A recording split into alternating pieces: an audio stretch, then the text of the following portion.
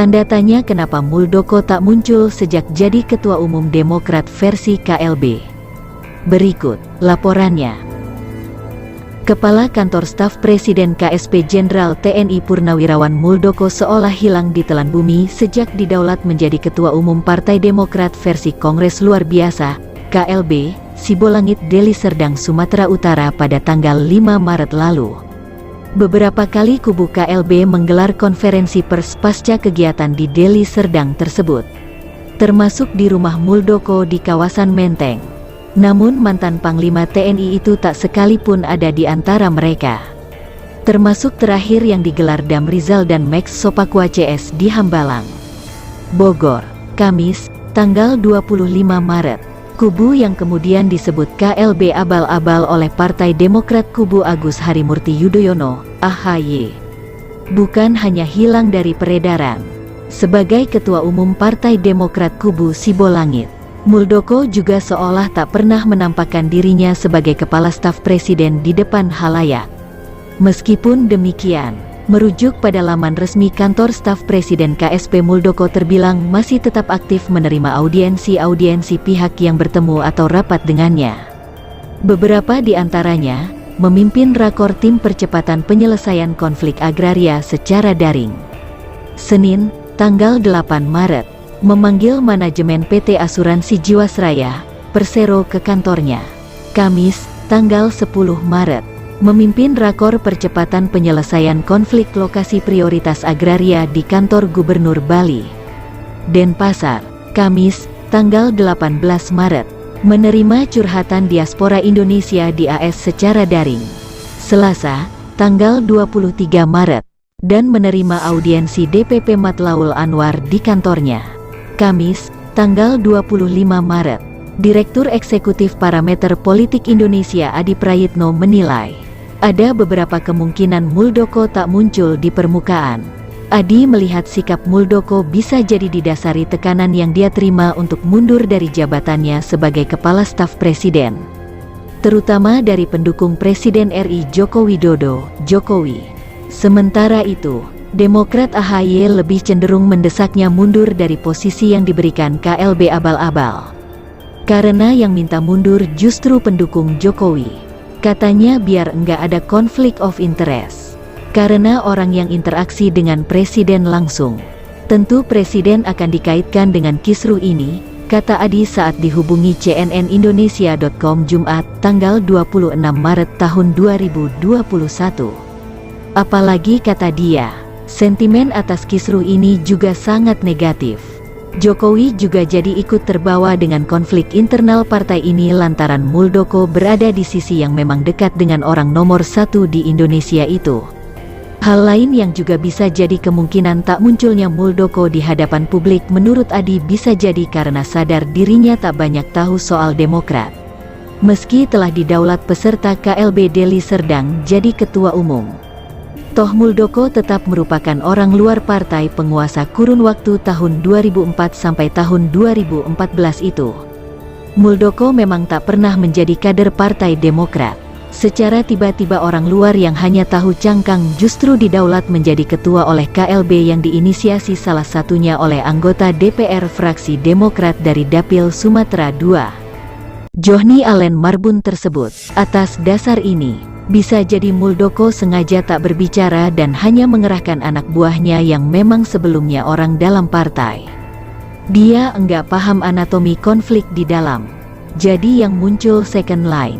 Ini juga untuk kurangi hal-hal, komentar, atau statement yang memang tidak diketahui Muldoko. Memang dia enggak kader, outsider, makanya bisa jadi membuat dia hati-hati, begitu kata Adi. Sikap Muldoko ini memang kata Adi menimbulkan banyak spekulasi di publik.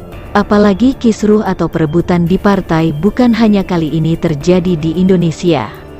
Pada pertentangan-pertentangan partai sebelumnya biasanya para ketua umum yang kerap maju di medan perang.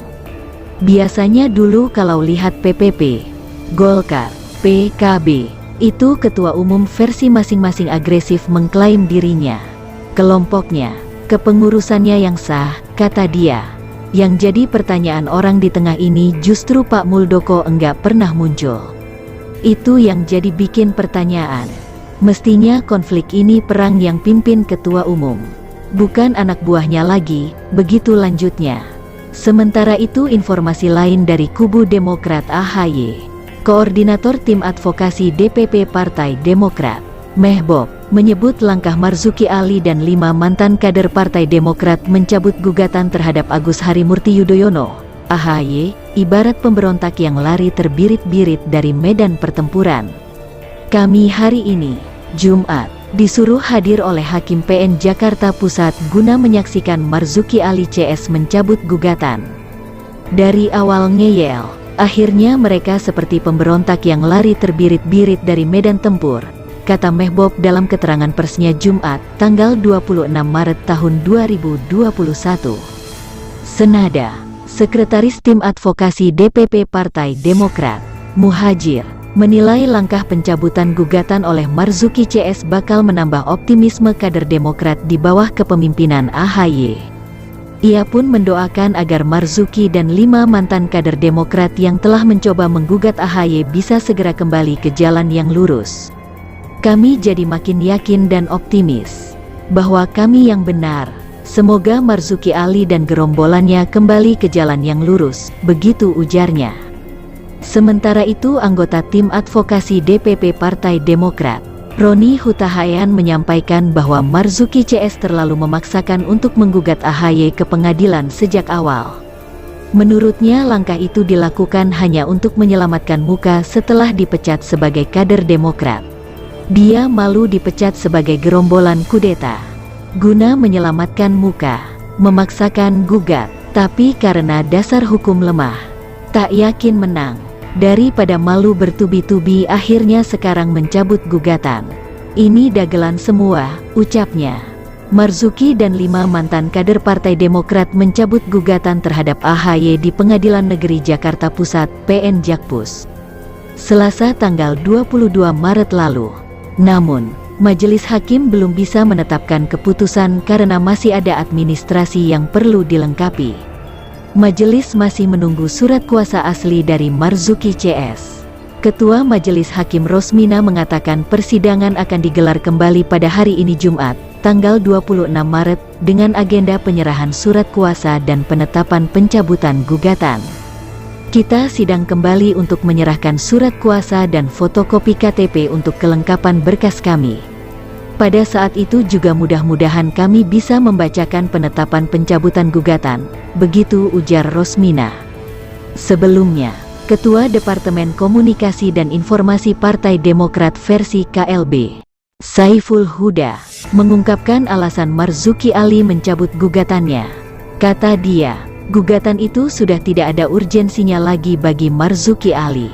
Samsul menjelaskan gugatan tersebut diajukan oleh Marzuki Ali DKK ke PN Jakarta Pusat pada tanggal 3 Maret tahun 2021 dengan tuntutan diantaranya meminta pengadilan membatalkan pemberhentian dan mengembalikan Marzuki Ali DKK ke status keanggotaan atau kepengurusan di Partai Demokrat.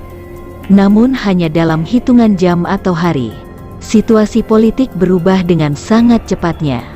Gelombang pemberontakan internal Partai Demokrat terhadap kepemimpinan AHY dan SBY semakin kencang.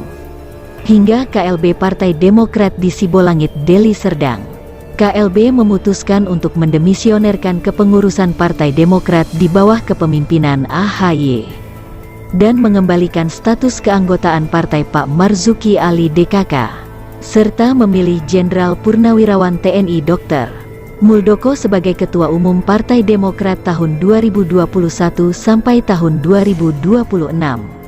Oleh karena itu menjadi tidak ada urgensinya lagi bagi Pak Marzuki Ali DKK yang sudah dikembalikan status keanggotaan partainya seperti semula oleh KLB Partai Demokrat, melanjutkan gugatannya lagi terhadap AHY di PN Jakarta Pusat, katanya. Selain alasan itu, dengan mengajukan gugatan terhadap Ketum Partai Demokrat AHY ke Pengadilan Negeri, maka itu berarti Marzuki Ali DKK sama dengan melegitimasi kepengurusan Partai Demokrat di bawah kepemimpinan AHY. Maka atas dasar alasan seperti itulah gugatan terhadap Ketum Partai Demokrat AHY dicabut oleh Marzuki Ali DKK sebagai penggugat melalui tim kuasa hukumnya. Baik, Sobat Berita, demikian kilas berita terkini. Sampaikan opini Anda di kolom komentar. Untuk update berita lainnya, klik subscribe dan nyalakan lonceng notifikasinya.